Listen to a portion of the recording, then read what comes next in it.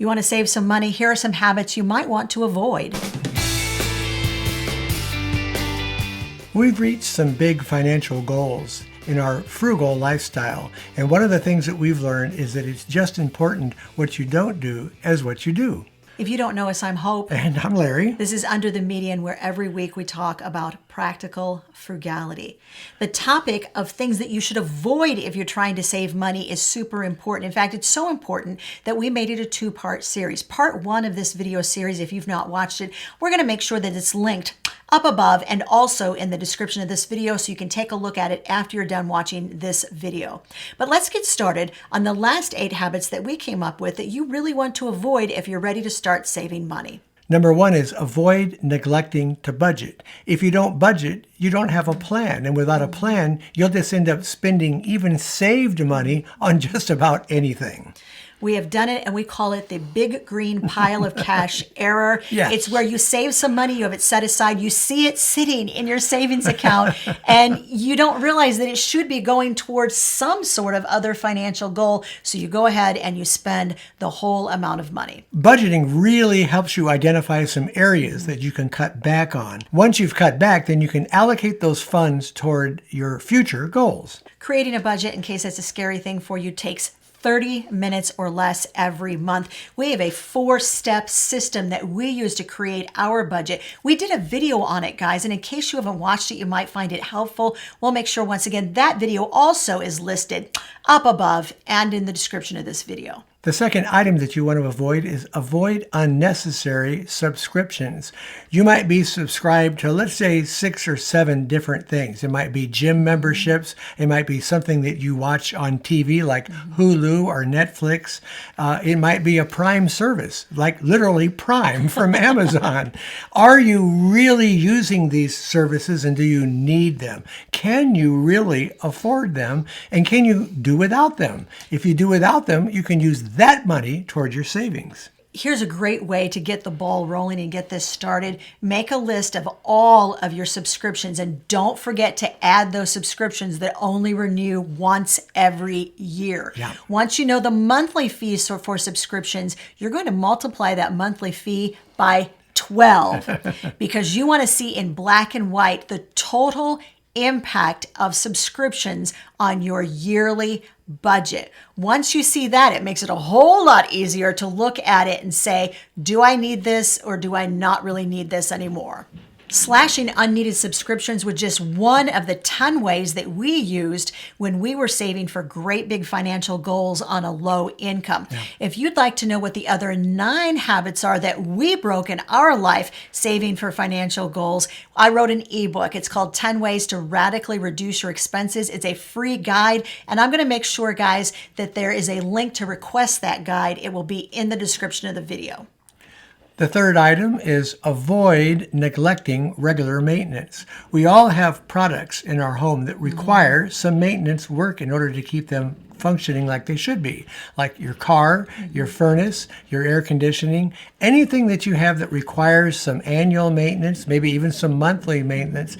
You need to put that into your budget and make sure that you're maintaining it so that item will last a long time. You don't have to replace it too soon. One of the things that we've done through the years is to create a home maintenance sinking fund every single year. Now, if you have a fully funded 3 to 6 month emergency fund, you can certainly take unexpected things that break in your home and replace them or repair them using that emergency fund. But even if you do, we have a fully funded emergency fund. We really like the peace of mind of knowing that we have at least a couple of $1,000s every year set aside. So if something breaks, we don't actually have to dig into the emergency fund. The fourth item is you want to avoid expensive habits. 2 habits that are very expensive are smoking and drinking. And oftentimes people do these on a pretty regular basis. So we're talking about a weekly expenditure in order to maintain those kind of habits. You can save a lot of money by thinking about the expensive habits that you might have and either cutting them down or maybe even cutting them out. But here's an expensive habit that most of us do, and few of us think about it as a habit that maybe we want to cut back on, and that is eating out. Yes. Eating out seems to be the great American pastime, and it can cost you a lot of money. The average American family of 4 spends upward of $500 a month eating out. And when you take that times 12, you're looking at a lot of money every single year just to eat out at a restaurant. The fifth item is to avoid expensive entertainment. Now, this could be anything that costs a lot of money. Certainly, concerts can cost a great deal of money. I'm really shocked at what some artists will charge in order to go see them. By cutting some of these things back, once again, you're going to really help your savings plan. Some of these, I think, are like cultural events, like maybe the symphony.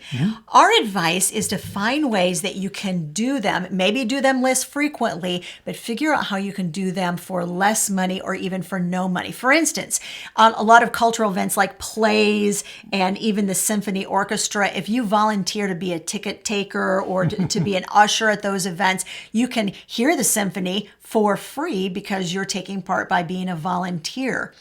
You can also look on Groupon and often find tickets at a discount. Now, you need to be aware that Groupon, the number of tickets that are available are limited, and sometimes your dates that you have to attend the event are also limited, but it's worth looking for. My sister has attended a number of events like that and paid less than 50% of what the regular ticket price would have been when she bought them through Groupon. Sometimes the time of day can make a difference in what they charge. Like, for instance, if something's scheduled for 2 o'clock in the afternoon, they might charge less for that than they would at prime time, like at 7 o'clock or 8 o'clock. So look at the times that they're performing and see if they're charging different rates for an earlier time. All right, one more tip before we move on, because we really like sharing tips on how to save on fun events like these cultural events that everybody likes to go to. One thing that a lot of people don't know is if you buy online, you're going to pay an extra amount of money because that's how Ticketmaster makes their money. But if you live near or in the same town, you can go right down to the box office and you don't pay that fee. So you get your ticket for less by just going to the box office. Number 6 is to avoid convenience products. These are products designed to save us time, but oftentimes they just cost a lot of money, and you can take the time in order to do the things that these are supposedly saving you on. This next one is always a little controversial, and it is avoid paying for television or streaming services. Yeah. I have mentioned before, I've taken a lot of flack for it before. I am not opposed to Netflix for a couple of months during the year so we can all find out what happens on Bridgerton. I am not opposed to that. The problem is if you decide you really like Netflix and you keep it month after month after month. And part of the problem is that most people don't have one of these services. And that's one of our tips. If you really want to have a premium service, rotate them. Yes. Go with Netflix this summer for Bridgerton. And then you might go with Amazon Prime a little bit later. Just switch them up. Hulu, Disney Plus, you can just rotate through them and you're only paying that one subscription fee. It's just a different subscription fee, maybe every quarter, or every 3 or 4 months. Then you're switching it up. Yeah, that's a good idea. With TV subscription services, you can save a lot of money by avoiding all of the paid services. There's a lot of free services out there. The only caveat is that you will probably have to watch some commercials maybe every 15 minutes. A lot of times these commercial breaks are short. They're maybe only 2 minutes long. And they even give you a countdown on some of these subscription services so you can look at it and say, I got 2 minutes to go into the refrigerator and make something. So, I find them kind of handy, actually. So I can save personally a lot of money just by going with those free services because I find a lot of good programming on there to watch. We will let you vote in the comments. Are you in Larry's corner? Never, ever pay for TV services. Are you in my corner? It's okay to pay sometimes for a little bit of entertainment. You just don't want to overpay and you don't want to choose more than one service that you're getting into your home at one time. So tell us in the comments, what do you think, guys? The 8th thing that you want to avoid if you are looking to save some money is paying fees. Yeah. This is a whole broad range of things that a lot of people aren't aware of. For instance, If you pay for something using a major credit card, they are charging you convenience fees now. You're going to pay 1.5% to 2% more, maybe even upwards of 2.5% more. And there are times, honestly, we are always honest with you guys. I was paying a bill the other day, and it just wasn't worth it to me to go through the hassle. And I think it was $5. I think it was $5 that I paid. I was like, Larry, I'm done. I was tired. My arm hurt from where I broke my arm. I was like, I'm paying this bill and I'm going to use the card and it's going to cost us 5%. I'm just letting you know. But part of the problem is that people are unaware that the fees are going to be tacked on, and then they're always surprised by it. Now, I'm amazed that our state that we live in, the state of Illinois, charges extra if you want to renew your license plate and you put it on your credit card or your debit card. And I'll have to admit, one of the times I went ahead and just put it on my debit card and paid the $4.30 or whatever it was, because I just didn't want to hassle with it. But if you pay it by check, you still have to send it in and put your own stamp on it. So, there's a little bit of a charge there. So, you have to kind of look at all the options and decide which is the best for you. We do like using bill pay through our bank, though, every month for most of all of our major bills. Like, we use our bill pay, and it doesn't cost us anything through our credit union. And that's along some of the lines, some of the tips that we want to give you for dealing with this. One of the things you also want to be aware of, speaking of credit unions or banks, is if you use ATMs that are outside of your bank's range of the ATMs they accept, they are going to charge you for using that ATM machine. One of the things that we always do when we look for a bank is we do a map of the ATMs that are associated with that bank around our town, so we know where we can go without paying any ATM fees. Another fee you might be paying and not be aware of it, if you are paying your car insurance or your house insurance, any insurance every month, then you may be paying a special fee because it's like an office fee. It's like something they charge you because they are dealing with your account more than once a year. Call them and ask what happens if you pay once a year instead of every month. You might be surprised. We did it and saved 8% on our insurance bill just by paying once a year. I have a short story about ATM fees that we paid one time. 1992, I think, was the year we went to Yellowstone National Park. And we were sitting by a lake, and the wind blew a bunch of sand. A little bit of sand got into Hope's eye, and we had to go to the doctor because she had to have it treated. So we went to the doctor, and they would only take cash. Well, I only had so much cash with me.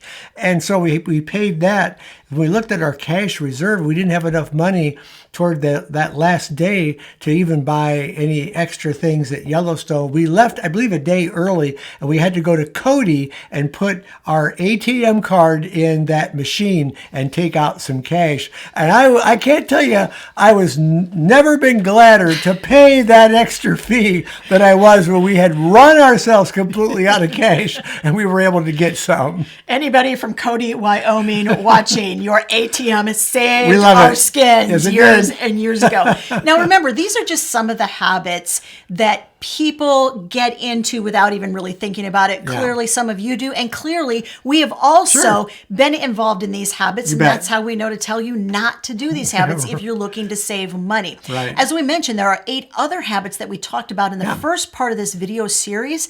That video is linked right over there. Give it a watch.